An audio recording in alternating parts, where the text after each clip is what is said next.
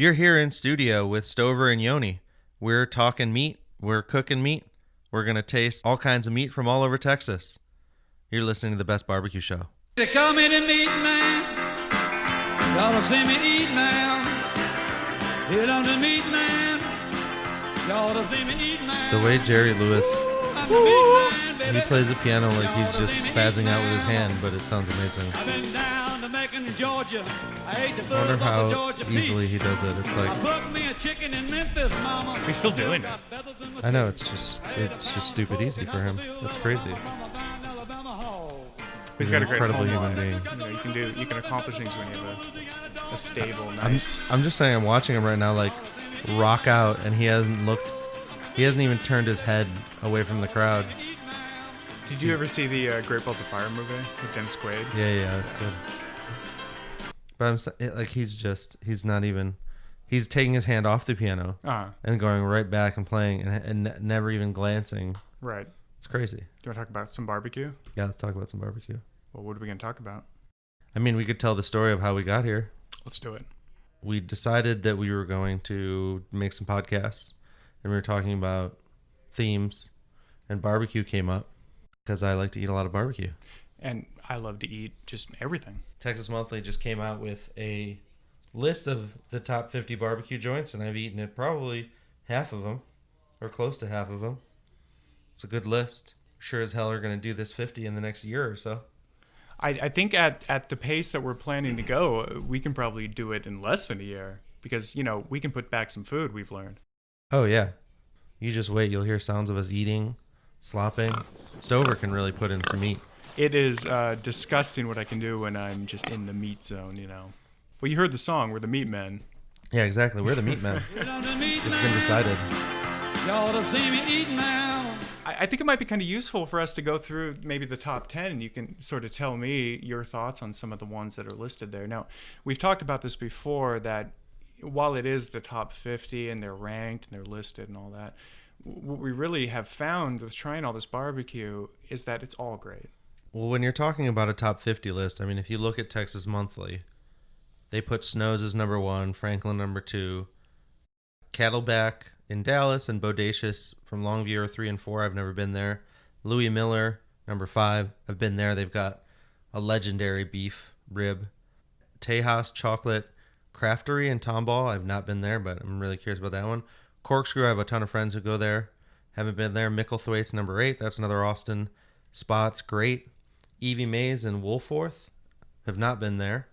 But number 10, Truth in Brenham is solid. They also, I don't know if this is for sure, but in my opinion, they have more sides than anyone else. They also have giant cakes that you can get a slice of, but it's not much bigger than the room we're podcasting in. It's rare that you find like tons of sides because meat is such a focus of barbecue, at least I've found. Well, and you can go to some of these places and they will have mac and cheese. They'll have a bunch of extra stuff besides just the coleslaw and potato salad. One thing that I think people should know is we have different styles of cooking and we cook different things and we have different lineages and what we've cooked and our traditions, but we just love the process of making food. There's such a passion behind it if you do it right, and it just tastes better. What was your kind of barbecue education? How did you get into it? I would say when I first moved to Texas, I went out, I went to the classic spots. I went to the Green Mesquite, which is down the street from where I live. I went to the Salt Lick, which is an experience out in the hill country. But until I really walked into a place like Franklin's, I remember going to Franklin's when it was kind of hot, but it wasn't at the levels before he had made the PBS show and everything. And then La Barbecue opened right around the corner from my house, so I was there sometimes every day. It might cost $20 or $30 for one of those beef ribs, but man, that's a great lunch. We were just there a couple days ago, and we had the largest platter of barbecue I've ever had in front of me. It's not hard to get a giant plate of meat, especially a place like La Barbecue. They do pulled pork, 2 kinds of ribs, turkey. Some of these places, they might only have brisket, chicken, or brisket, pork ribs, and one other thing. That's what's so interesting about it is, I mean, I've put pies on my smoker. You can put anything on the smoker. It's just, what do these places make? You know, that's why I love going to Snow's. Snow's makes half chickens, and they mop the crap out of them. So every hour, I don't know, 30 minutes, they're just slopping this nice sauce on it, which basically makes the skin like fried chicken. It's crispy and flavorful.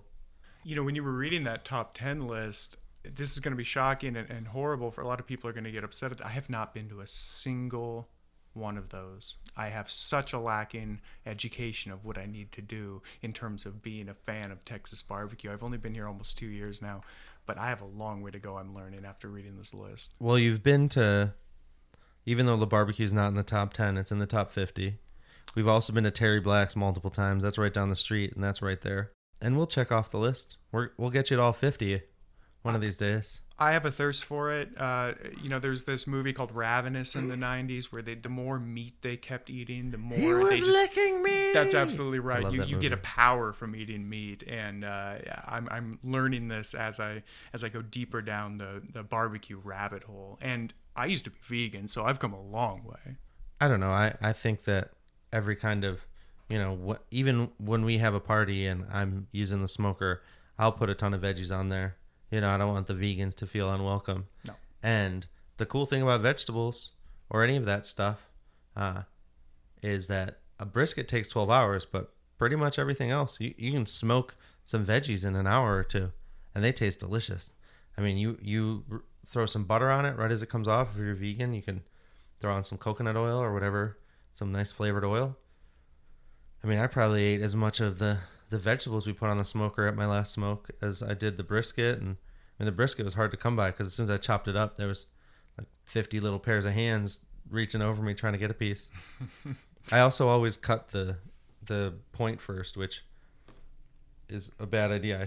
I keep forgetting to cut up the lean and then let everyone take that, and then the big moist chunk is there for me to slowly chop up at my will. But when it works, everyone is happy. Here's the thing. When we have a barbecue, I have yet to get, you know, in the realm of the top 50, but it's still soft. Maybe the fat's not quite as rendered. You know, there's, if you took it, it wouldn't last any competitions. It wouldn't do any of this, but everyone at the party's happy and people are praising me, which is hilarious because I'm like, this is terrible.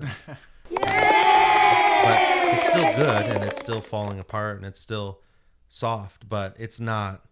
These people are artists, you know? It's not as hard as painting a picture, but it's not that hard. I bet you could teach someone in 10 to 20 smokes how to really get a great brisket. Now, this level brisket, this is, you know, for someone like Aaron Franklin, that's a lifetime achievement. But you look at La Barbecue, we were there the other day, they train tons of people. Since I started going there, they've changed pitmasters multiple times, and their product has not changed. They've been on the list. They've done everything right. And it's cool to hear them going to LA. It's cool to hear their old pitmasters in South Carolina. It's just cool to see that Texas barbecue is now crossing the borders of Texas. I think it's becoming so much larger than it has been, which is funny because to me, barbecue has always been popular. But in the last couple of years, it seems like Texas barbecue specifically, people are talking about it. I'm from Portland, Oregon, and we have 2 Texans up there that opened a barbecue place. We talked about La Barbecue opening up in LA. You have New York. You have all these other major cities that are getting a taste of Texas barbecue. But here we are in the heart of Texas, so we have access to all of it any day we want. Well, and you have to understand that Texas barbecue is very different. When you go to other cities, you'll see a hotter pit. You'll see people put the meat directly on the fire. You'll see people putting briskets in an oven before or after they're smoked. In Texas, it's just salt and pepper. I mean, some of these guys put coffee. Aaron Franklin talks about putting coffee in the rubs. You can put a bunch of stuff, rubs and all kinds of things, on the meat. But generally, wherever you go, it's going to be salt and pepper, kind of crusted on the outside. And then it's going to be a good fire with fresh, clean wood, burned perfectly. That's all it is. And so you go to Memphis, you go to Kentucky, you go to all these other places that have barbecue. It's great. It's good barbecue, but it relies more on sauce. It relies more on other steps, whereas Texas barbecue is really old school German barbecue. When you have just a salt and pepper, you're letting the main thing you're cooking with speak for itself. And sometimes that's difficult because if it's not cooked perfectly or it's not cooked just the right way, it's lacking.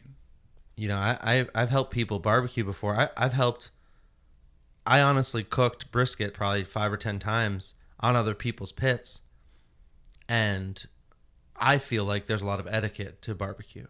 You know, you don't just go to some guy's house and start handling his pits. So you go, oh, hey, you want some help? Or, you know, like if you're at a party, you don't want to just take over the fire. But sometimes, you know, you're the one that can handle it the best. I've helped people cook, and, you know, they'll walk away and let the temperature go down 50 degrees. They'll just throw wood on there willy-nilly. I ask them what kind of wood it is. They don't know. I mean, half the time they bought it in front of the grocery store, which is not the kind of wood you want to use. You know, in Texas, it's post oak almost exclusively, with other things thrown in maybe for some flavor. But to get a good smoke, you really need to keep that temperature consistent over time, and you can do what's called reverse searing. I've done it with burgers on my smoker. I've done it with a ton of things where you basically cook it to temperature very slowly, but then at the very end you sear it to give it that crunch, to give it that flavor of being, you know, cooked on a grill. But inside the meat has that smoke because you basically cooked it to medium rare and smoked it, which is baller. You know, as we progress through this podcast and as you keep listening to new episodes, you'll be able to pick up on some of these tips and tricks. You know, as we learn them, as we impart them, you're going to hear us making food. You're going to hear us smoking. You're going to hear us staying up all night, trying all the best barbecue. You're going to hear it all, and you're going to go with us through this journey. Yeah, and I mean, I'm excited to just get some microphones and sit for 12 hours and watch the fire. And, you know, I'm a little more modern. I've got some digital thermometers so we can go inside and hide from the heat a little bit, but you don't want to go too far from that fire because that thing will turn on you in a second. You'll be sitting there and there's a little alarm on it. I can set it to be in a temperature range, and it'll heat up real fast, or the temperature will drop randomly, and you got to get out there and you got to solve it quick, because if you don't, your meat's getting either too cold or too hot real fast. And it's really, when you're having a barbecue or you're having barbecue or you're talking about barbecue, it's all about making it the best that you can make. And that's why this is the best barbecue show. We're highlighting the best. We're trying to become the best. It's all about achieving perfection, because in perfection there's beauty. I envy these people because they get to, I mean, it's crazy to look at places like Snow's that I guess they are open during the week for orders, but they are only open to the public on Saturdays. And I bet for a while they were only cooking on Saturdays. And to think, if you only cook once a week, you know, some of these guys are cooking 5-6 days a week, and that allows a lot of time, a lot of practice. A bad day at Micklethwaite's or Terry Black's or Valentina's or anywhere is still probably something sellable. But that's why I make friends with the pitmaster. That's why I love talking to them, because what'll happen is you'll be waiting in line, and once you come regularly and you really grill them, they go, no, here. And they'll like bring a good brisket, you know? And not that the other briskets are bad, but they can, by feel, you know, I temp them, I do all this stuff, but they can just, as they're taking them out of the smoker, they go, this is the best one. And they know which is a great one. People would not be lining up like they do, like at Franklin's or La Barbecue or any of the other places. They would not be lining up for hours if they weren't getting something special. Well, and we live in a trendy town. I mean, in Austin, you can see people lining up for a lot of things that are stupid. But in general, when those lines last for months, years, you know there's something there. You know that there's a craft. You know there's a level of sophistication. That's really what's so amazing about barbecue, is that it's a very sophisticated way of doing pretty much the simplest possible cooking. There's a documentary about barbecue that I saw at South by Southwest. Hopefully someone will pick it up, Netflix or someone. I don't know where it's going to come out. But they cover 16 different countries, from, you know, guys getting drunk in Australia to hanging out with some Samoans to people who skin goats in Mongolia and then sew the skin back up and cook the meat inside the skin with hot stones. You know, the charcoal techniques of the Japanese and how they make this unbelievably crafted charcoal that makes all the, skewered meat, as well as Armenians. They use vines from wineries, and they make, I mean, it's a party. They take these huge piles and they burn them down to the hot coals, put them on the fire, and they're cooking for everybody. So barbecue is all over the world. Everyone does it different. We are here, and we are lucky enough to be in what so many consider to be some of the best barbecue. Oh, we're in the cut. We are right there in the heart of it. And I think we have an opportunity, no, a duty, to try it all. If the worst thing we do is create something that a few people listen to and eat a buttload of barbecue, I'll be happy. Yeah, and then, some places are now, because the trendy places are selling things by the buttload. Well, I guess brisket's at the front. I was going to say it's a cow butt, but there's actually in our little barbecue passport that Texas Monthly put out, it shows where the brisket and everything is on the cow. And we would encourage all of you, if you haven't got it yet, it's hard to find, but maybe get it secondhand Amazon. This Texas Monthly and Yeti do their barbecue passport. It's fantastic. It's a great little look at what we have to offer here in Texas. There's a map. There's little stamps you can get. There's information on the cuts, like we were talking about. It's a great little primer to barbecue. So there's a few things to the passport. One is it's a list and a map of the best barbecue in the world, but also in Texas. You can pick one up at any of these barbecue joints that are on the top 50 list, and you get a sticker every time you go to one of those places. And Yeti is offering a slew of things from their Rambler Colster. I have one of those, and that's a amazing. It's like a koozie, but it's metal, so it keeps your beer cold forever. Hats, stickers. The other day we were driving, we just had a bunch of barbecue, and I was so thirsty. You get that salty barbecue mouth. And I saw that soda in my car, and I was like, ooh, I could use a little nice drink. And I took a mouthful of hot soda that's been in my car. If I had that Yeti cooler, that would not have happened to me. Yeah, I have one of those Yeti cups, and I mean, on a day like today where it's 103 degrees, I'll fill it with ice water, and I'll leave it in the car in the dead heat of sun.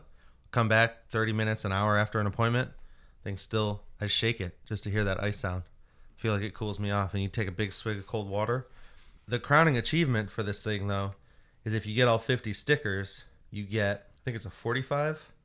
You get the big one, the big daddy. You get a Yeti Tundra 45, that's what I got my eyes on, but I'm not sure how quickly I got to do it to get one. You have to acquire a lot of food and beverages to fill up that thing, too. I mean, Yeti coolers they're awesome. I'm taking one to go camping this weekend, and I mean, you put 2 bags of ice in there and it'll last a whole day. Keep beer cold, keep your food fresh. It's a goddamn miracle. What are we going to be doing next? Like, what can people expect in the next episode? We had a great conversation with the folks at La Barbecue. We talked to the pitmaster, Brendan Lamb. We talked to the owners, Allie and Leanne, as well as their general manager, Cam, real quick.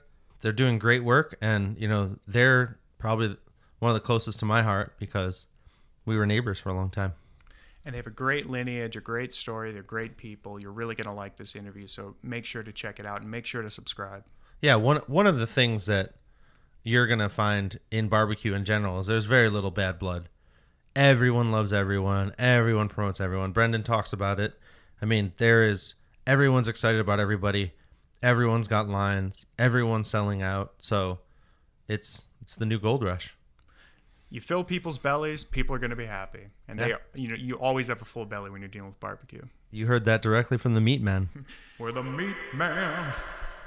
Well, thanks for listening, and make sure to check out our next episode. Make sure to subscribe and check us out on social media. We promise you'll get the best meat information. And please let us know anything that we can improve, anything you'd like to hear. We're always open to talk. Thanks. Y'all see me eat now. Hit on the meat man. Y'all see me eat now. I got jaws like a bear trap, a teeth like a razor. I made tack tongue with a sensitive taster. I was born out in Texas, called the land of beef. Never catch a muscle green. Best Barbecue is a production of Glencliff Media.